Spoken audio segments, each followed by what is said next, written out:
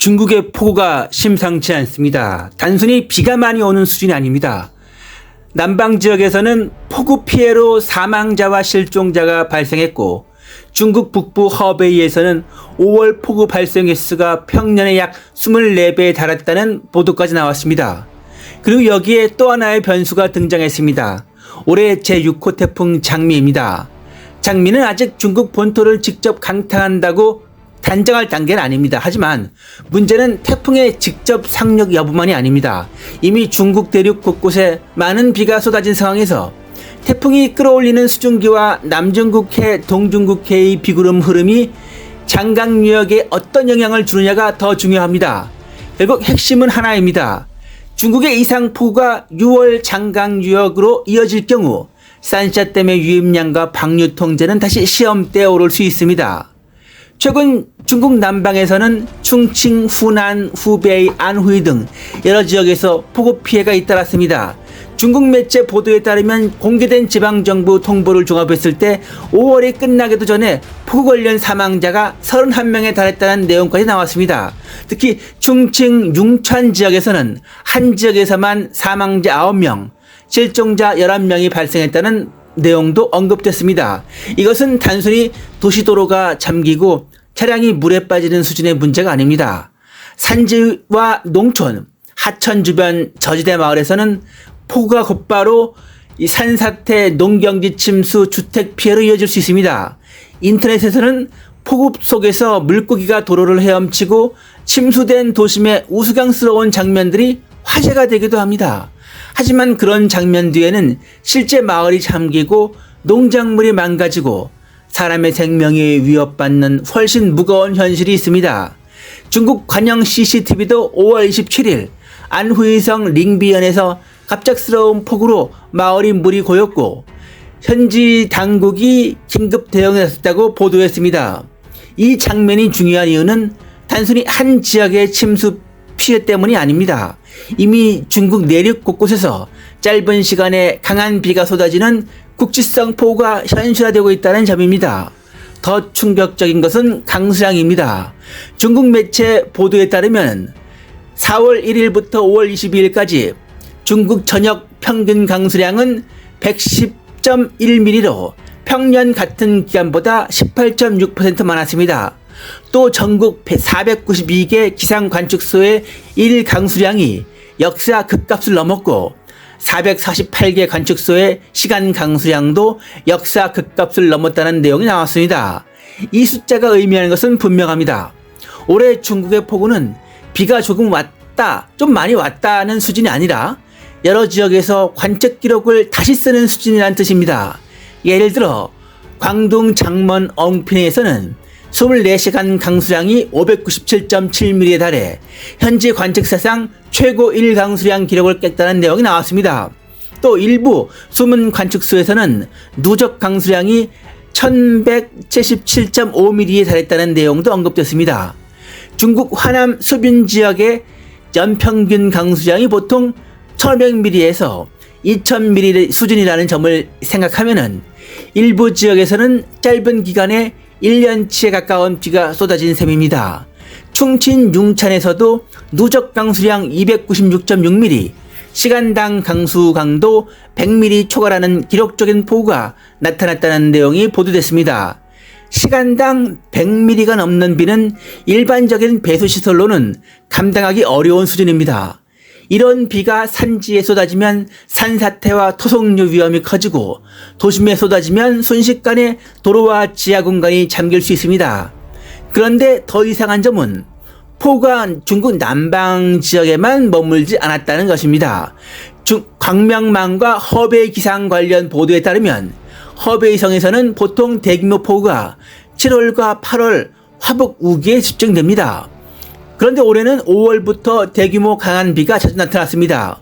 5월 26일 오전 8시 기준 허베이성의 2026년 5월 폭우 발생 횟수는 73회였습니다. 평년 값은 약 4배입니다. 즉 올해 5월 허베이 폭우 발생 횟수는 평년의 약 24배에 달한 것입니다. 또 5월 평균 강수량은 115.7mm로 평년 32.5mm의 약 3.6배 수준이었습니다. 37개 국가급 관측소에서는 현지 기상 관측사상 5월 폭우 극값을 기록했다는 내용도 나왔습니다. 이것이 중요한 이유는 하나입니다. 중국의 폭우 패턴이 예년보다 훨씬 빨리 훨씬 넓게 움직이고 있다는 뜻이기 때문입니다. 허베이 폭우 분석에서 가장 중요한 원인으로 지목된 것은 서태평양 아열대 고기압입니다. 보도에 따르면 올해 서태평양 아열대 고기압은 평년보다 강하고 북쪽으로 빨리 올라온 것으로 분석됐습니다. 5월인데도 서태평양 아열대 고기압이 북위 25도 부근까지 올라왔고 이는 평년 6월 위치에 가까운 수준이라고 설명됐습니다. 서태평양 아열대 고기압은 단순히 더운 공기만 만드는 것이 아닙니다. 남중국해, 동중국해, 벵골만의 수증기를 중국 대륙 쪽으로 끌어올리는 거대한 수증기 펌프처럼 작동할 수 있습니다. 여기에 북쪽에 찬 공기가 남하하고 남쪽에 따뜻하고 습한 공기가 북상하면 중국 대륙 상공에서 차고 습한 공기가 충돌합니다. 그 결과가 바로 강한 비구름, 국지성 폭우, 기록적인 강수량입니다. 태행산과 연산 같은 산맥 지형까지 더해지면 습한 공기가 산을 타고 강제로 상승하면서 비구름이 더 강해질 수 있습니다. 지금 중국의 폭우는 단순히 어느 한 지역에 비구름이 머무는 문제가 아닙니다. 대기 전체의 물길이 평소보다 빨리 북상하고 수증기 공급이 강해지고 냉난 공기가 충돌하면서 여러 지역에서 폭우가 동시다발적으로 나타나는 구조입니다. 그리고 이 시점에 올해 제6호 태풍 장미가 발생했습니다. 중국 기상청 보도에 따르면 제6호 태풍 장미는 5월 28일 새벽 기준 필리핀 마닐라 동쪽 해상에 위치해 있었고 중심 부근 최대 풍력은 8급, 초속 18m, 중심 최저 기압은 998헥토파스칼로 분석됐습니다. 제6호 태풍 장미는 앞으로 북서쪽으로 이동하면서 점차 강해지고 대만 동쪽 해상으로 접근할 것으로 예보됐습니다. 일부 중국 기상 분석에서는 장미가 가장 강할 때 강태풍급까지 발달할 가능성도 언급됐습니다. 하지만 여기서 주의해야 합니다. 현재 자료만으로 6호 태풍 장미가 중국 본토를 직접 강타한다, 장미가 산샤댐을 직접 위협한다, 이렇게 단정할 수는 없습니다. 오늘 우리가 봐야 할 핵심은 6호 태풍 장미가 어디에 상륙하냐 하나만이 아니라 태풍 주변의 수증기, 외곽 구름대, 중국 남부와 동중국해 일대의 비구름 배치, 그리고 6월 장강유역의 강수 패턴이 서로 어떻게 맞물리냐입니다. 특히 6호 태풍 장미가 강하게 발달할 경우 이 경로가 더 서쪽으로 붙을 수 있다는 분석도 있고 반대로 약하면 동쪽으로 빠질 수 있다는 전망도 있습니다. 이 중국 저장성 연안에서는 태풍 외곽 구름대에 따른 국지성 소나기와 강풍 가능성도 거론되고 있습니다. 그러니까 6호 태풍 장미는 아직 확정된 재난이 아니라 앞으로 중국의 수증기 흐름을 흔들 수 있는 강력한 기상 변수입니다. 그렇다면은 여기서 산샤댐 이야기가 나올 수 있습니다. 산샤댐은 단순히 물을 막아두는 구조물이 아닙니다. 장강 상류에서 내려오는 물을 조절하고 하류 지역의 홍수 부담을 낮추어주며 발전과 수온 기능까지 함께 담당하는 거대한 수리 시스템입니다. 문제는 비가 한 번에 너무 많이 오고 상류와 중류, 하류 여러 지역에서 동시에 강한 비가 이어질 때입니다. 이 경우에 있어서는 산샤댐은 어려운 선택을 해야 합니다. 물을 너무 많이 저장하면 댐 수위 부담이 커지고 반대로 방류를 늘린다면은 하류 지역의 수위 부담이 커지겠죠. 그래서 산샤댐 리스크는 단순히 산샤댐이 무너진다 안 무너진다의 문제가 아닙니다. 실제 핵심은 유입량, 방류량, 수위 조절, 하류 도시 부담, 그리고 장강 전체의 홍수 관리 능력입니다. 이미 중국 남방에서는 기록적인 폭우가 나타났고 중부와 화북에서도 5월 폭우 패턴이 이례적으로 빨라졌습니다. 여기에 태풍 장미가 끌어올리는 수증기와 6월 중국 남부의 추가 폭우 가능성까지 겹치면 장강유역의 수위 관리가 훨씬 복잡해질 수 있습니다. 이번 상황에서 가장 무서운 것은 6호 태풍 장미 하나가 아닙니다. 진짜 문제는 여러 조건이 동시에 겹치고 있다는 것이죠.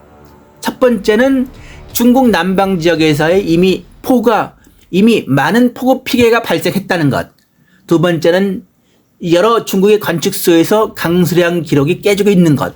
세 번째는 중국의 허베이에서는 5월 폭우가 평년의 약 24배 수준으로 나타났다는 것입니다. 네 번째는 서태평양 아열대 고기압이 평년보다 빨리 북상하며 중국 대륙으로 수증기를 밀어올리고 있는 것입니다.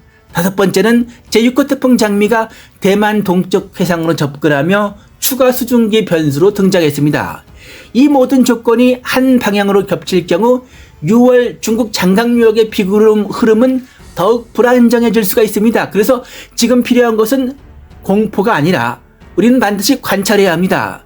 산샤댐이 곧 무너진다고 단정하는 것이 아니고 장강유역의 강수량, 상류 유입량, 방류량, 그리고 하류 도시의 수위 변화를 함께 지켜봐야 한다는 뜻입니다. 앞으로 며칠 동안 확인해야 할 지표는 4가지입니다. 첫째, 태풍 장미의 실제 경로입니다. 두 번째, 장강 상류 강수량입니다. 세 번째, 산샤댐 유입량과 방류량입니다. 네 번째, 중국 당국의 홍수, 산사태, 지질재해 경보입니다. 특히 산지 지역에서는 댐보다 먼저 산사태, 토속류, 하천 범람이 문제가 될 수 있습니다. 그러니까 산샤댐만이 문제로 보는 것이 아니고 중국 장강 전체의 물길과 주변 지질재해를 함께 봐야 합니다. 정리하겠습니다. 지금 중국의 폭우는 단순한 계절비로 보기 어렵습니다. 남방 지역에서는 이미 인명피해가 발생했고 여러 관측소에서는 강수량 기록이 이미 깨졌죠. 허베이에서는 5월 폭우 발생 횟수가 평년의 24배, 서태평양 아열대 고기압은 수증기를 중국 대륙 깊숙이 밀어올리고 있습니다. 여기에 6월 6호 태풍 장미까지 등장했죠. 장미가 직접 중국 본토를 강타한다고 단정할 수는 없습니다. 하지만 태풍 장미가 만들어내는 수증기와 외곽 구름대가 이미 불안정한 중국 폭우 패턴과 맞물릴 경우 6월 장강유역과 산샤댐 수위 관리는 다시 중요한 시험대에 오를 수 있습니다. 이번 영상은 공포를 조정하기 위한 내용이 아닙니다. 산샤댐 붕괴를 단정하거나 예언하려는 영상도 아닙니다. 중국의 실제 폭우 보도, 기상 자료, 태풍 경로 전망을 바탕으로 장강유역의 홍수 관리와 수위 조절 문제를 공익적, 교육 관점에서 살펴본 것입니다. 앞으로도 태풍 장미의 경로, 중국 남부와 장강유역의 강수량, 그리고 산샤댐 유입량과 방류량 변화를 계속 확인할 필요가 있습니다. 자연재해는 방심할 때 더 위험해집니다. 중요한 것은 과장된 공포가 아니라 정확한 정보와 꾸준한 관찰입니다. 시청해주셔서 진심으로 감사드리겠습니다. 구독과 좋아요, 알림 설정을 꼭 부탁드리겠습니다.